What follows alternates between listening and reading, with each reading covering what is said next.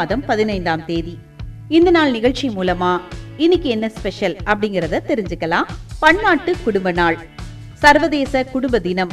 ஆண்டுதோறும் உலகம் முழுவதும் மே மாதம் 15ஆம் தேதியை பன்னாட்டு குடும்ப நாளா கொண்டாடிட்டு வரோம். சமூகத்தின் அடிப்படை அழகாக விளங்கும் குடும்பங்களின் முக்கியத்துவத்தை உணர்த்துவதற்காக இந்த நாள் அர்ப்பணிக்கப்பட்டுள்ளது. ஐக்கிய நாடுகள் பொது சபை 1993ஆம் ஆண்டின் தீர்மானத்தின்படி மே 15ஐ சர்வதேச குடும்ப நாளாக அறிவித்தது.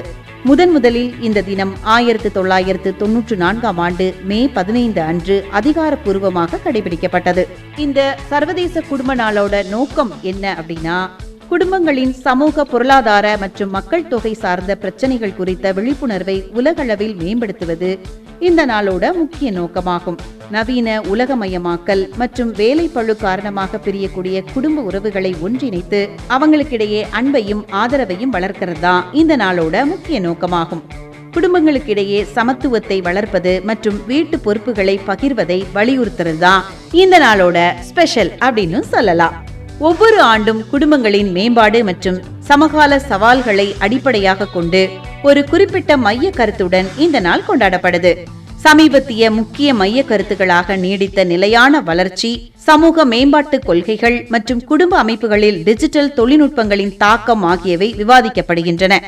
உலகமெங்கும் இருக்கக்கூடிய குடும்பங்களுக்கு சர்வதேச குடும்ப நாள் வாழ்த்துக்களை தெரிவிச்சுக்கலாம்.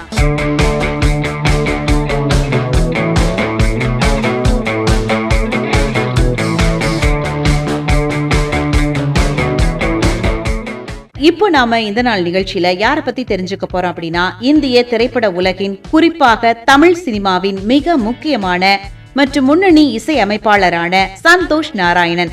இவங்களை பத்தி தான் நம்ம தெரிஞ்சுக்க போறோம். 1983ல மே மாதம் 15ஆம் தேதி பிறந்திருக்கிறாங்க.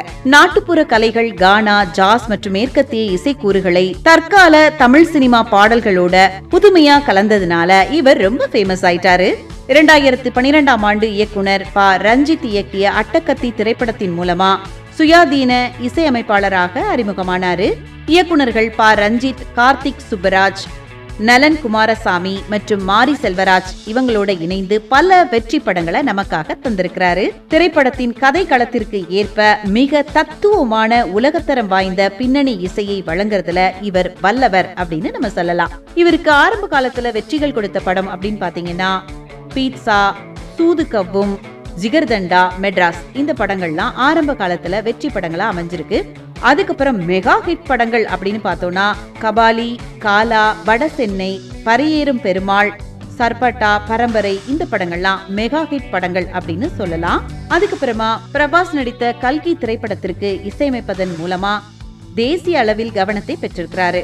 சல்மான் கானின் சிக்கந்தர் திரைப்படத்தின் மூலம் பாலிவுட்லயும் தடம் பதிச்சிருக்கிறாரு நம்ம சந்தோஷ் நாராயணன் அவர்கள். தெற்காசிய சுயாதீன இசையை உலக அரங்கிற்கு கொண்டு செல்வதில் முக்கிய பங்கு வச்சிருக்கிறாங்க. பாடகர்கள் அறிவு மற்றும் தி ஆகியோருடன் இணைந்து இவர் உருவாக்கிய என்ஜாய் என்ஜாமி என்ற சுயதீன பாடல்கள் உலக அளவுல மிகப்பெரிய சாதனையை படைச்சிருக்கு. இப்போ அவர் என்னென்ன ப்ராஜெக்ட்ல இருக்காரு அப்படின்னா, பிரம்மாண்ட அறிவியல் புனைக்கதை திரைப்படமான கல்கி 2, சிவகார்த்திகேயனுடைய சேயோன், அதுக்கப்புறமா விக்ரமின் சிடான் 63 ஆகிய படங்களுக்கு இசையமைச்சு வராரு.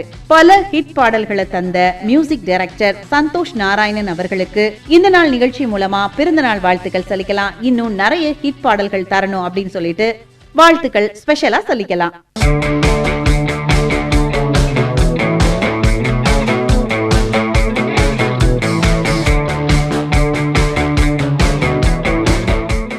இப்ப நாம இந்த நாள் நிகழ்ச்சி மூலமா யார பத்தி தெரிஞ்சுக்க போறோம் அப்படின்னா, இந்திய திரையுலகத்தோட, குறிப்பா பாலிவுட்ல ரொம்ப புகழ் பெற்ற முன்னணி நடிகைகள்ல ஒருவரான மாதுரி தீட்சித் இவங்களை பத்தி தான் நம்ம தெரிஞ்சுக்க போறோம். இவங்க 1967ஆம் ஆண்டு மே மாதம் 15ஆம் தேதி பிறந்திருக்கிறாங்க. மகாராஷ்டிரா மாநிலத்துல மும்பைல பிறந்திருக்கிறாங்க.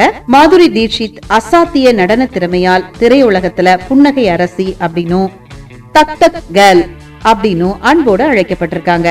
மைக்ரோபயாலஜி படிப்பை மேற்கொண்ட இவங்க நடிப்பு மீதுள்ள ஆர்வத்தால அத பாதியிலே நிறுத்திட்டு திரைத்துறைக்கு வந்துட்டாங்க. 3 வயதிலிருந்தே கதக் நடனம் பயின்ற ஒரு தொழில்முறை கதக் நடன கலைஞர் இவங்க.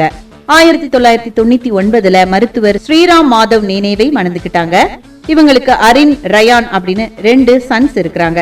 1984ஆம் ஆண்டு வெளியான அபோத் அப்படிங்கிற திரைப்படத்தின் மூலமா திரையுலகத்துல அறிமுகமாயிருக்கிறாங்க. 1988ல வெளியான தேசாப் திரைப்படம் மற்றும் அதுல இடம்பெற்ற ஏக் தோ தின் இந்த பாடல்கள் இவங்களுக்கு பெரும் அளவுல புகழ தேடி தந்திருக்கு. தில், பேட்டா, ஹேம் ஆப்கே, தில் தோ பாகல் ஹை, தேவதாஸ் இந்த படங்கள் எல்லாமே இவங்களோட நடிப்புல வெளியான மாபெரும் வெற்றி படங்கள் அப்படின்னு சொல்லலாம். இந்திய திரையுலகத்திற்கு ஆற்றிய பங்களிப்பிற்காக 2008ஆம் ஆண்டு இந்திய அரசின் உயரிய விருதான பத்மஸ்ரீ விருது பெற்றிருக்கிறாங்க. சிறந்த நடிகைக்கான பிலிம்பேர் விருதுகளை பல முறை வென்று சாதனை படைச்சிருக்கிறாங்க மாதுரி தீட்சித். கோவாவில் நடைபெற்ற சர்வதேச திரைப்பட விழாவில் இந்திய சினிமாவுக்கான சிறந்த அடையாளம் அப்படிங்கிற சிறப்பு விருது இவங்களுக்கு வழங்கப்பட்டிருக்கு. நெட்ஃபிளிக்ஸ் தளத்துல வெளியாக உள்ள மாபெஹன் மற்றும் மிஸ்ஸஸ் தேஷ்பாண்டே அப்படிங்கிற புதிய படைப்புகள்ல முதன்மை பாத்திரங்கள்ல நடிச்சு வராங்க. இந்தியாவில் கர்ப்பப்பை வாய் புற்றுநோய் விழிப்புணர்வுக்கான MSD இந்தியா நிறுவனத்தின் பிரச்சார தூதராக இணைந்து செயல்பட்டு வராங்க. பல்வேறு நடன தொலைக்காட்சி நிகழ்ச்சிகளை நடுவராகவும் பங்கேற்று வராங்க. ரொம்ப ஃபேமஸான முன்னணி நடிகையான மாதுரி தீட்சித் அவங்களுக்கு இந்த நாள் நிகழ்ச்சி மூலமா இன்னொரு தடவை பிறந்த நாள் வாழ்த்துக்களை சொல்லிக்கலாம்.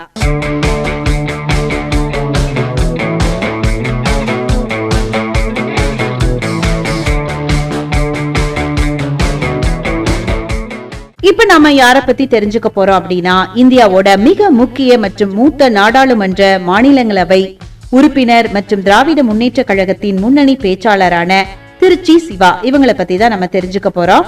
திராவிட கொள்கைகள்ல ஆழ்ந்த பிடிப்புள்ள இவரு சிறந்த எழுத்தாளராகவும் அரசியல் முதிர்ச்சி கொண்ட தலைவராகவும் அறியப்பட்டிருக்கிறாங்க. 1954ஆம் ஆண்டு ஜூன் மாதம் 6ஆம் தேதி திருச்சிராப்பள்ளியில திருச்சி சிவா பிறந்திருக்கிறாங்க. திருச்சி பெரியார் அரசு கலை மற்றும் அறிவியல் கல்லூரியில முதுகலை பட்டமும், திருச்சி அரசு சட்ட கல்லூரியில் சட்டப்படிப்பும் பயின்றிருக்கிறாங்க. மாணவர் பருவத்திலேயே திமுகவின் மாணவர் அணியில தீவிரமா செயல்பட்டிருக்காங்க. அவசர நிலை பிரகடனத்தின் போது சிறு தண்டனையை அனுபவிச்சிருக்கிறாங்க. நாடாளுமன்றத்திற்கு 1996 முதல் தொடர்ந்து பலமுறை தேர்ந்தெடுக்கப்பட்டு நீண்ட அனுபவம் பெற்றிருக்கிறாங்க. மக்களவை உறுப்பினரா புதுக்கோட்டை தொகுதியில 1996ல இருந்து 1997 வரை பணியாற்றியிருக்கிறாங்க. அதே மாதிரி 5 முறைகளுக்கும் மேலாக மாநிலங்களவை உறுப்பினராக தேர்ந்தெடுக்கப்பட்டு தற்போது மக்கள் பணியாற்றி வர்றாங்க. தற்போது நாடாளுமன்ற திமுக மாநிலங்களவை குழு தலைவராகவும், நாடாளுமன்ற தொழில்துறைக்கான நிலைக்குழுவின் தலைவராகவும் பொறுப்பு வகிச்சு வராங்க. மாற்றுத்திறனாளிகள் உரிமைகள் மசோதா 2014ஆம் ஆண்டு இவர் நாடாளுமன்றத்தில் தாக்கல் செய்த திருநங்கைகள் உரிமைகளுக்கான தனிநபர் மசோதா நிறைவேற்றப்பட்டது. இந்திய நாடாளுமன்ற வரலாற்றில் 45 ஆண்டுகளுக்கு பிறகு நிறைவேற்றப்பட்ட ஒரே தனிநபர் மசோதா இதுதாங்க. சர்வதேச மகளிர் தின உரையின் மூலமா பெண்களின் சுகாதார பொருட்களுக்கான GST வரி விலக்கை பெற்று தருவதில் முக்கிய குரலா ஒழிச்சிருக்கிறாங்க நம்ம திருச்சி சிவா அவர்கள். டெல்லியில் தேசிய அளவில் மத்திய அரசின் மக்கள் நலனுக்கு எதிரான திட்டங்களை எதிர்த்து இந்தியா கூட்டணி மற்றும் எதிர்க்கட்சிகளின் ஒற்றுமையை நிலைநாட்டுவதில் முக்கிய பங்காற்றி வராங்க திருச்சி சிவா அவர்கள்.